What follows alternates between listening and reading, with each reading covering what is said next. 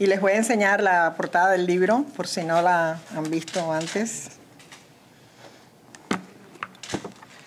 Porque la portada es muy importante en lo que voy a decir. Bueno, buenas tardes o buenas noches. Y casi nunca estoy aquí, siempre estoy del lado de allá tomando nota. Así que tomen nota. En primer lugar, vemos la foto, la luminosa, en color rosado de la portada, en la Torre de la Libertad, en el centro de Miami, Florida, símbolo del destino aciago de los cubanos exiliados que tuvieron que recibir ayuda en tan bello edificio del downtown de esta ciudad. En segundo lugar, las fotos de todas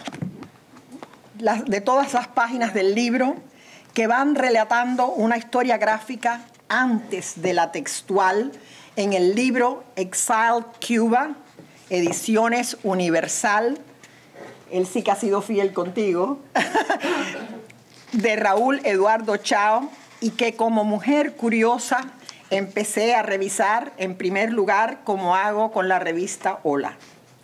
Hojeando las páginas, me encontré de pronto en la 360 y me dije, Dios mío, ¿de cuándo es esta foto? Me refiero a la mía, por supuesto. Tiene que haber sido de hace tiempo, porque mi cuello se ve de lo más bien y eso que estoy de perfil. Además, no reconozco los espejuelos. Es de los 90 y es un mug. El mug es una fotito muy aprovechada por los periódicos y también en las prisiones y en las licencias de automóvil, pasaportes, etc. Un recurso muy socorrido para identificar a las personas. Por ejemplo, la de mis columnas, en la que sin embargo ya nadie me reconoce porque estoy sin espejuelos y retocada. Y esta no es de la columna y no estoy retocada, creo, pero está ok, me alegro mucho. Porque es de hace años y yo era mucho más joven. Bueno, y ahora, después que he chismeado con la foto, vamos a lo serio. ¿En qué grupo me han colocado?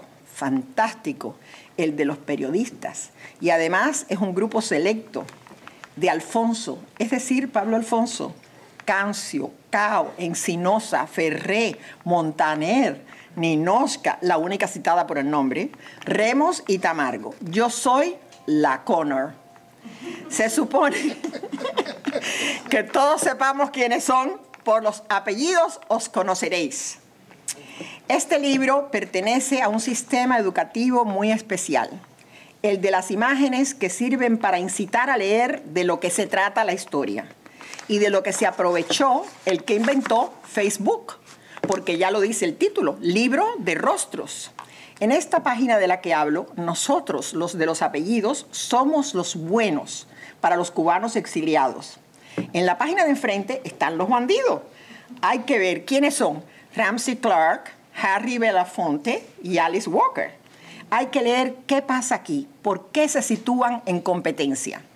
Y así es todo el libro Exiled Cuba, que está compuesto con la fórmula de crónica periodística que antiguamente se voceaba por las calles para vender periódicos. Lea la historia en Exiled Cuba, con fotografía y detalles.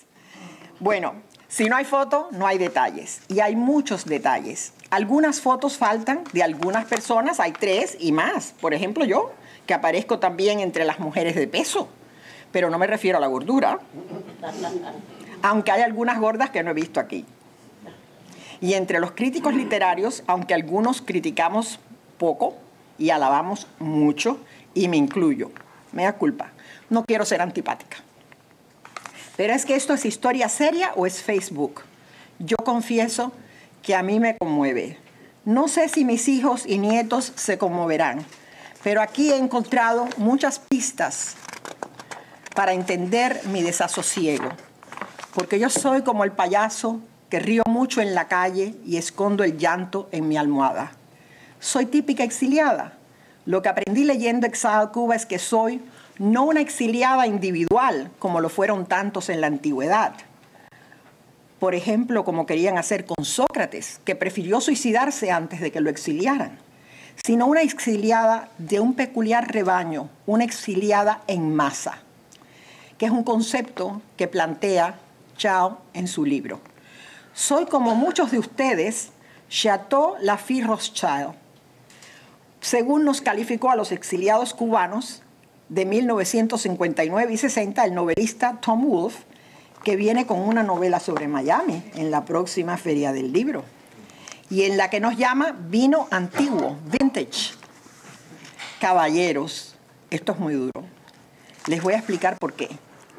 Aunque mejor, si leen la página 19, al principio de Exile Cuba, donde dice en inglés, y yo traduzco al español, la realidad de un exilio masivo ha sido una característica de los regímenes totalitarios del siglo XX, particularmente en Hispanoamérica, el este de Europa y África.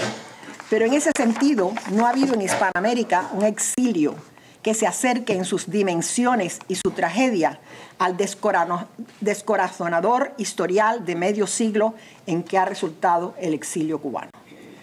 Yo soy hija de una inmigrante masiva dentro de Cuba, de los principios del siglo XX. Mis padres eran esos españoles de la década de 1910 a 1920, en que se les abrió las puertas a los gallegos para blanquear la sociedad cubana. En mi familia, todos mis tíos y amistades del gueto gallego cumplieron regularmente la misión.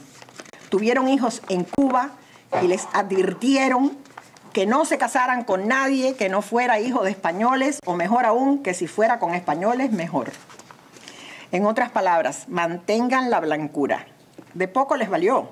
Uno de mis tíos se casó enseguida con una Cecilia Valdés. Y los hijos de muchos tampoco le hicieron mucho caso. Pero lo que sí era triste y gozoso a la vez era el gueto en que viví. Mis padres me describieron tan bien su terruño, me enseñaron tantas costumbres y música gallega, me llevaron a zarzuelas y hablaban gallego en mi casa, que yo me rebelé a porfía y me volví bien cubana.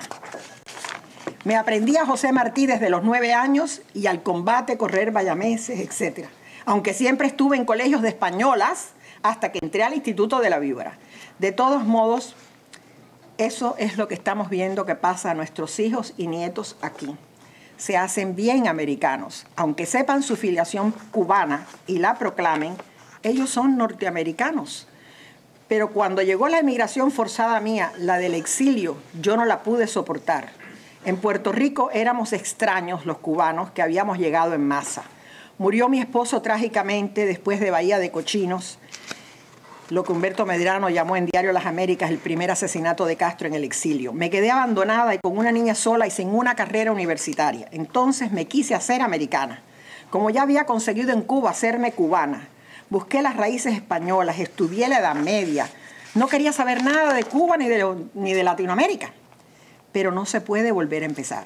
Cuando me enteré a principios de los 70 de lo que le pasó a Eberto Padilla en Cuba con Fuera de Juego, la americanización, como una cáscara de plátano, se desprendió fácilmente y regresó lo que me había penetrado en el alma desde que era niña. Eso que llaman la cubanía subió a la superficie y ya no pude volver atrás. Si cada persona que lee este libro toma conciencia de que pertenece a ese exilio masivo, un exilio forzado, o es hijo del exilio forzado de sus progenitores, que fueron rechazados en el extranjero muy particularmente porque provenían de un sistema que se autodenominaba románticamente revolucionario. Exile Cuba habrá cumplido su primer cometido. Los exiliados cubanos de antes eran admirados porque se oponían a la opresión colonial de España, o a la dictatorial de Machado, o la de Batista, y por lo tanto alabados. Además, eran pocos. Pero la propaganda comunista de Cuba ha sido más poderosa que la verdad por muchos años y aún tiene predicadores defensores del gobierno de Castro entre los americanos, especialmente los artistas de Hollywood y los políticos cándidos o económicamente interesados. Da vergüenza. Por eso, toda la primera parte de su libro, Chao la dedica a explicar bien claro la situación del exiliado cubano en su contexto histórico. Ese mismo José Martí que tanto admirábamos en nuestras lecciones de literatura, historia y cívica cubana, no fue otra cosa que un exiliado. Si le hiciéramos caso a Martí hoy día, si él viviera hoy día, todos los exiliados estaríamos reuniendo dinero y armas para invadir a Cuba. Lo que hizo Hermanos al Rescate es un ejemplo de lo que hizo Martí. reunirse con los emigrados cubanos, en este caso exiliados, y revitalizarlos para que le dieran apoyo a la libertad, a la independencia del totalitarismo. Pero ya es tarde, la mayoría de nuestros hijos se hicieron americanos, como yo me hice cubana en Cuba, y no podrán volver atrás a la isla de sus padres, como yo no pude volver a Galicia, ni ellos tampoco, a decir verdad, porque mis padres se exiliaron conmigo en Filadelfia. Ustedes me están oyendo porque yo no le estoy hablando al micrófono. ¿Quiénes eran estos exiliados cubanos antes de 1959? Chao nos lo cuenta. En 1870 había 65,000 cubanos viviendo en el estado de la Florida. La mayor parte tabaqueros, unos 1.200 aristócratas se habían establecido en Europa y 2.000 negociantes y profesionales habían emigrado a Nueva York, Filadelfia, Nueva Orleans, Atlanta y Boston. En Cayo Hueso, los cubanos pronto fueron la mayoría de la población. Aunque no eran refugiados políticos, claramente emigraron por esa razón y en ambos lados del Atlántico estaban imbuidos del fervor revolucionario. Eso es lo que cito del libro, que es así en todos los casos. Le va mostrando fotos y luego usted se interesa por la foto y empieza a leer y se encuentra con el detalle de lo que se está explicando. Y lo hace para poderle dar el contexto al exilio de ahora. Lo interesante de los libros de Chao es que él no se basa solamente en datos que se aprenden en los libros de historia, sino que mezcla los aspectos sociales y las referencias dadas por los artistas, incluyendo todo el espectro cultural de cada época. Por ejemplo, The Mambo Kings, Play Songs of Love, de Oscar Hijuelos, le sirve para reportar sobre un fenómeno que tuvo que ver con otro tipo de emigración, la de los años 40 y 50, y entre esos emigrados, la música. La película basada en el libro con Antonio Banderas, Miguel Asante y D.C. Arnaz Jr., de la cual él saca una foto en el libro, por supuesto, es un referente que no se desperdicia. Y de nuevo se documentan los números de cubanos en distintas ciudades que sumarían unos 50,000 cubanos en total cuando llegó el Gran Éxodo. Nosotros somos el Gran Éxodo. Otra de las virtudes del libro Exile Cuba es la anotación de eventos que se olvidan en el tráfago de datos, como la del bote Corincia, que el expresidente Carlos Prío Socarrás envió en mayo de 1957, piloteado por Juan Calixto Sánchez White, para abrir un frente en Sierra Cristal con trágicos resultados. Yo no sabía ese dato. Yo no estaba aquí, yo no me daba cuenta. No lo había leído. Entonces me quedo muy sorprendida cada vez que veo estas cosas interesantes que aparecen en la historia. Y es muy fácil seguir el índice del libro. Siga la foto, como en aquella famosa cola de los vestidos que se llamaban en la Cuba de los 50, Sígueme Pollo. En las páginas de los años 60 están casi todos los principales líderes de esa década, los que empezaron a hacer una diferencia en la tónica del exilio. Pero también se le presta atención a Miami, con fotos del Teatro Tower, el Miami Senior High School y el Lincoln Road Mall, en fin, de la simbiosis que se comenzó a formar en esta nueva ciudad de Cuba al norte de la isla. Hasta aparece la historia completita de la Guantanamera y su progreso como música identificadora de Cuba en el mundo entero. Yo le voy a añadir una anécdota. En la represa de Asuán, en Egipto, íbamos un grupo de 25 cubanos que cantaban en el idioma de los diferentes, que estaban cantando y todo eso, y nosotros estábamos hablando español. Y unos muchachitos nadaban alrededor de los botes, los pobrecitos, para pedir dinero. Y lo que sucedió es que nos empezaron a cantar la marsellesa. Y le dijimos, no, francés no, español. Entonces nos cantaron la Macarena. Y le dijimos, no, españoles no somos. Entonces, ¿qué son? Digo, cubanos.